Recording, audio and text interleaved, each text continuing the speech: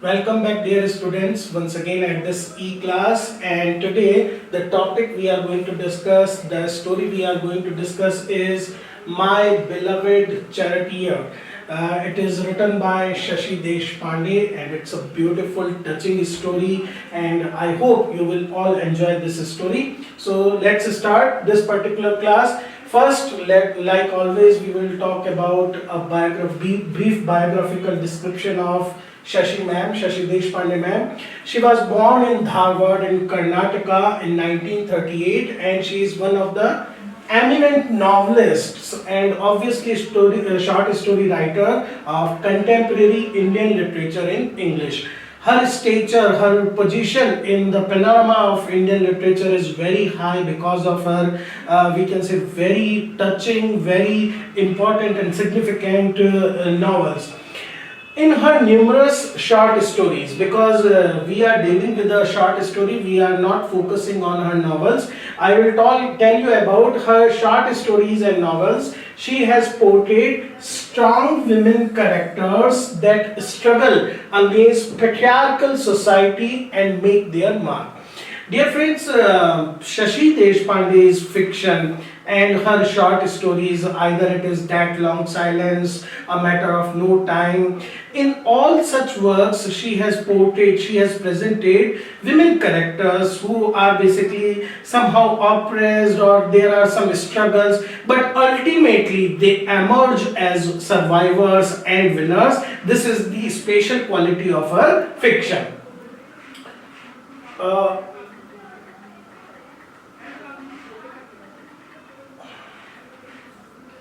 Okay, her first published novel was The Dark Holds No Terrors. It was published in 1986. It was her first published work, and then some other novels include That Long Silence, A Matter of Time, and her latest work, Shadow Play. This is her latest novel. She won, now these are the accolades she has won: Sahitya Akademi Award for the novel That Long Silence in 1990, and due to her contribution to the literature, Indian literature, she was awarded Padma Shri Award in 2009. Okay, after this brief biographical sketch, we will discuss about our today's story, My Beloved Charioteer. Now, My Beloved Charioteer, as you can see in this graphic, this is about, it is taken from her short story collection, It Was Dark. It is name of the book in which stories are collected. It is one of her most famous stories about three women belonging to three generations. There is one, two and three generations interlinked. They are mother-daughter pairs, and their personal, we can say, tragedies, their personal all kind of experiences, how they are clash into each other. We will also try to find out the significance of the title, especially this word charioteer, but after we will discuss the story.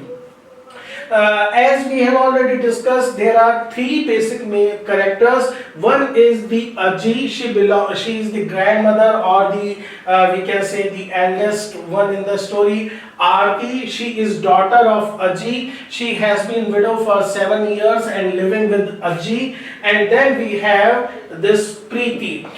She is Arti's young daughter. So all of the story, they are the three characters in the story.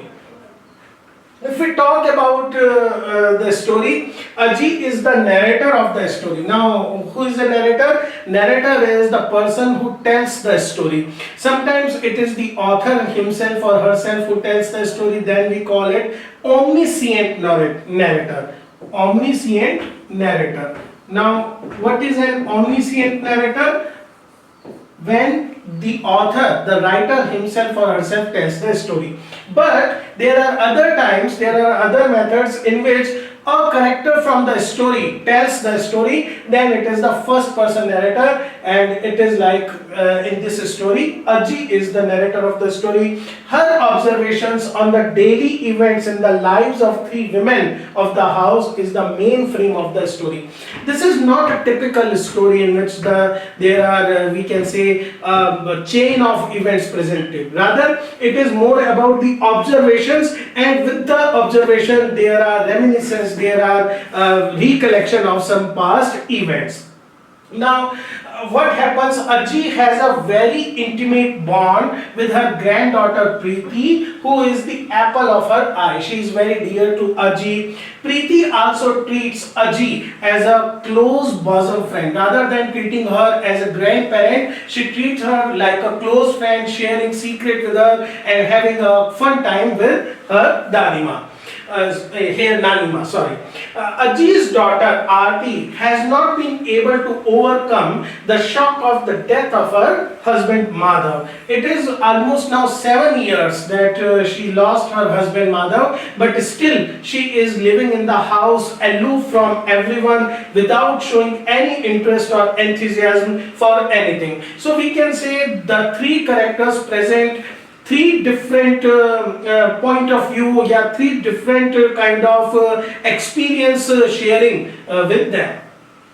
As the story opens, we find Aji indulging Preeti while she gets ready for the school, like allowing her to drink tea even before she brushes her teeth. It is part of their secret ritual. Now what does this mean? This means that every day Preeti has to go to school, so she rises early. Aji is there.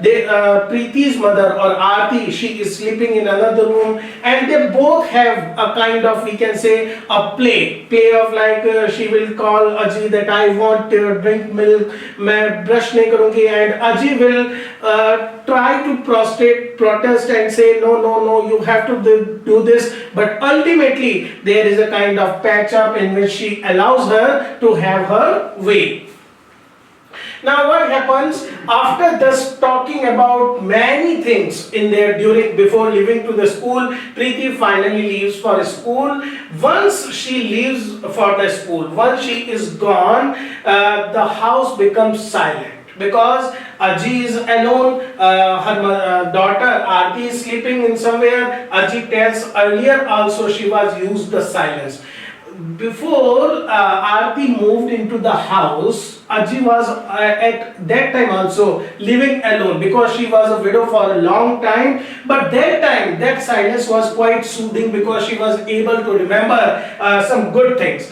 Since Arti has come, the silence has become quite awkward, because there is no sort of communication between a mother and daughter. It has been now 7 years, and Aji has become habitual to this particular silence also.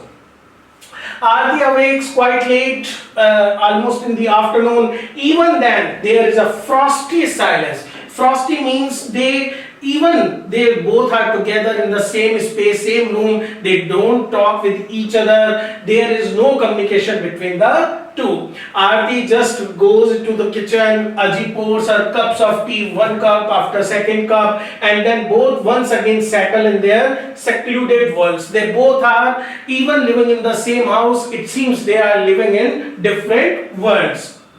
Now, once Aji has tried to ask her if she had slept well. It was a general query. She was concerned about the health of her daughter, but Arti had snapped back, pointing out that she never gets any sleep in the night, nor will she ever after death of her Madhav. This attitude, or this kind of, we can say, response by Arti shuts Aji also, her mother also, because she thought that Arti must overcome the shock, overcome the tragedy of being a widow.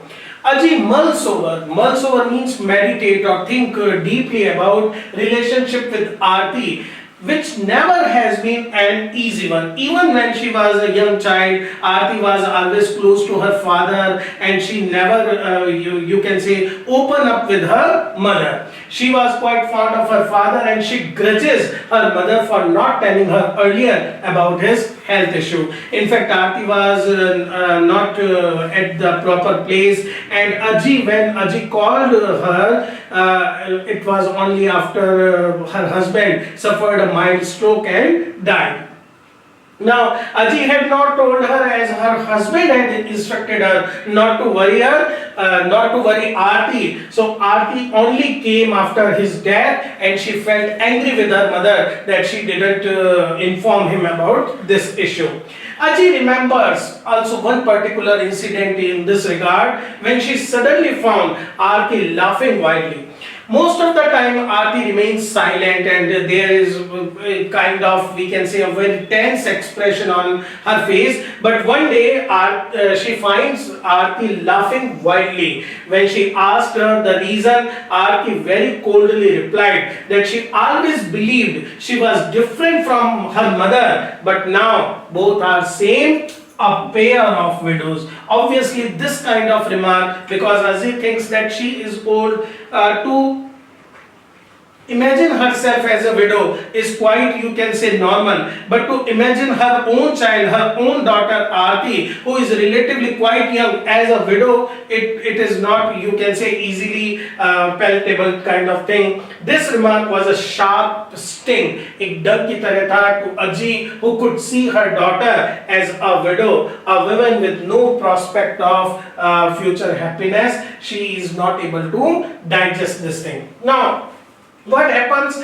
Arti is also sort of angry, not only with her mother, but also with her own daughter too. Aji comes to know this when one day Preeti expressed her desire to sleep with her rather than with her own mother Arti. Now, Aji obviously was very much, you can say, excited that Preeti is going to share the bed with her, but at the same time she wants to know why Preeti doesn't want to sleep with her own mother. When Aji asked her the reason, the child hesitatingly, because she is afraid to say something which can hurt her, she told her that how Arti always scolded her in the night too, how even more she didn't like the smell of smoke. Arti smokes continuously without stopping, and till late night, and she is not able to, the child is not able to bear that particular pungent smell.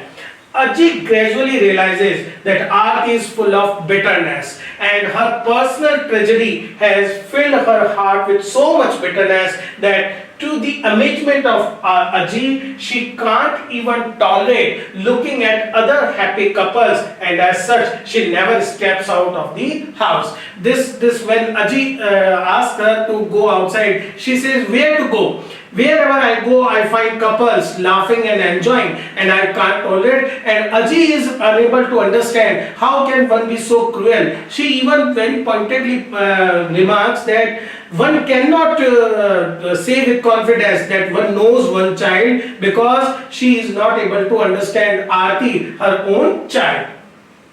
Aji is not able to understand this harshness of her own daughter, and often wonders she must be somewhat responsible. Aji herself is responsible, her mother, for her resenting others' happiness. Still, the presence of Preeti at home saves Aji from any bitter thought, because they both enjoy each other company, doing little things. Here we will see the importance of having this innocent girl child with them. Arti can't tolerate even Preeti's innocent act of merrymaking. Aji remembers how once she harshly told Preeti she must have forgotten her father, because instead of being sad about the fact, she has been enjoying the life. You can imagine the state of the child, or the reaction of the child, when her mother accuses her that she has forgotten her father. The child was quite nonplussed. Aji knows that Arti won't allow her to share her grief, and she can only console her daughter imaginatively. She imagines lot of situations in which she is telling Arti, don't do this. She is telling her that life is like a cup of life, you pour down and there is nothing left. But she knows that actually such conversation cannot happen between mother and daughter. More than her mother, Arti has always liked her father. Even now she spends her afternoon in her father's room, sitting in his chair and once again smoking continuously. Generally, Aji never disturbs her and wonders only what her dead father can still give her, which she being alive can't give. She is also, we can say, quite angry about this fact that Arti gets much relief still in the memories of her dead father rather than the living company of her mother. Now, what happens? Feeling hurt by the thought, she enters her husband's room. Arti is sitting, looking at a glass frame photograph of her father, and the suddenness with which she enters, Arti realizes Aji is there. In a startled reaction, the frame falls down and it is shattered into tiny splintered glasses.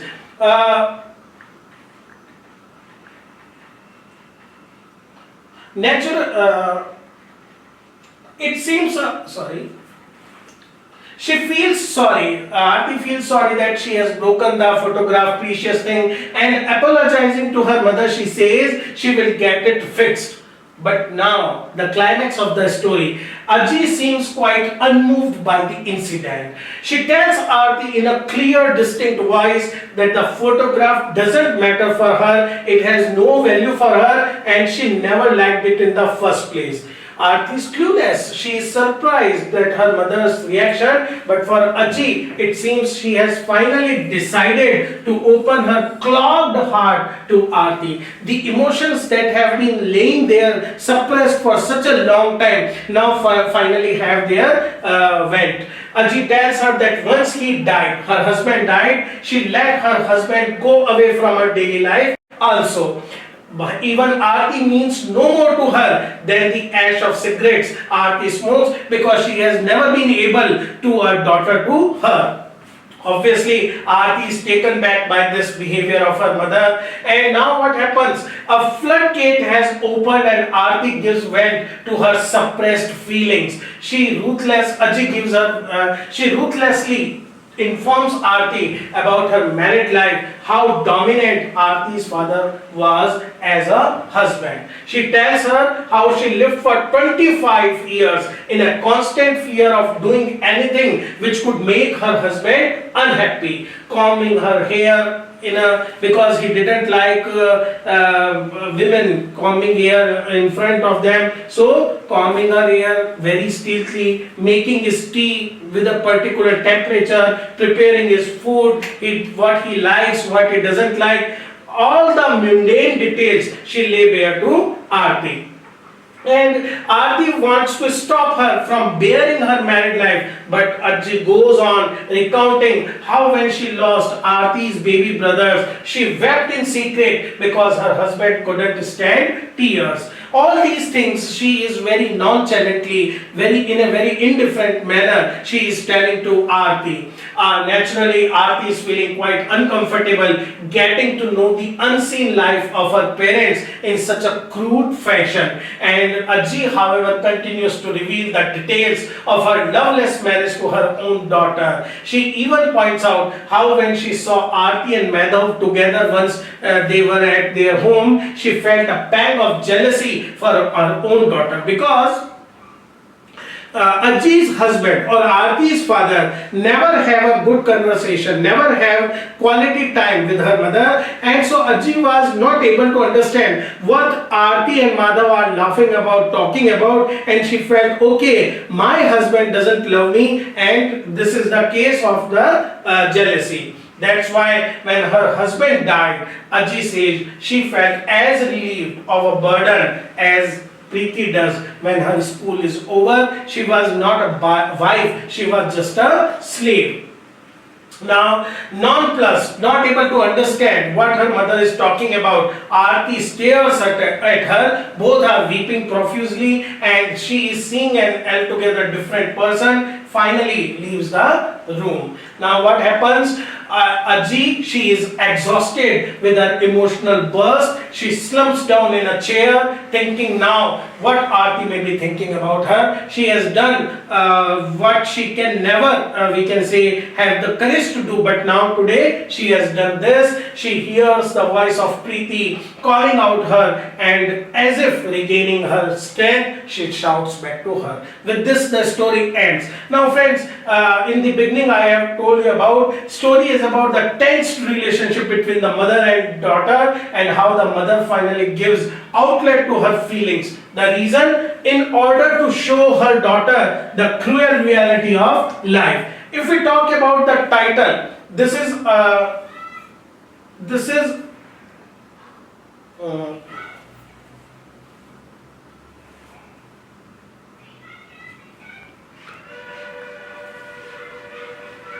there are sometimes, if technology gives us benefits, there are some, we can say, deficiencies also. So bear with me, and we will talk about the title shortly.